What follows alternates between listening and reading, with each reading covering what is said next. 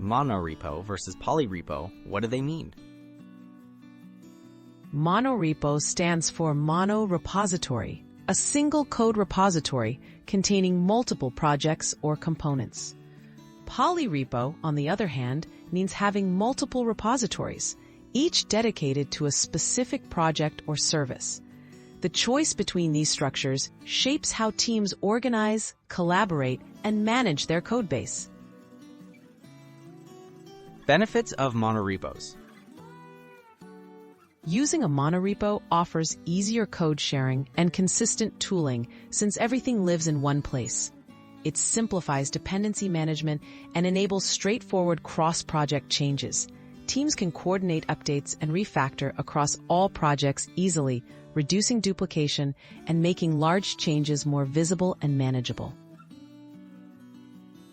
Challenges of monorepos. Monorepos can pose problems as your codebase grows larger.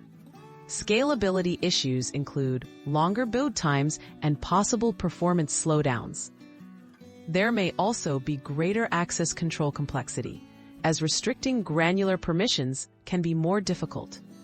Tools and workflows may need to be tailored to support a very large repository. Benefits of polyrepos. With polyrepos, each project stands alone in its own repository, resulting in clear boundaries between codebases. This enables more independent development, customized workflows, and better isolation for security and permissions. Smaller repositories often simplify versioning, upgrades, and onboarding for new contributors. Drawbacks of polyrepos. Polyrepos can make it harder to share code and keep dependencies synchronized between projects. Setting up tools and processes across many repositories can increase maintenance overhead. Coordinating large, multi-repo changes typically requires more effort and manual communication. How to choose the right structure. Consider your team size, project scale, and collaboration needs. Monorepos work well when projects are tightly coupled and require shared tooling.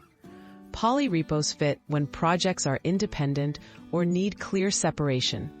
Weigh the trade-offs in tooling, workflows, and maintenance to choose the structure that best suits your organization and goals.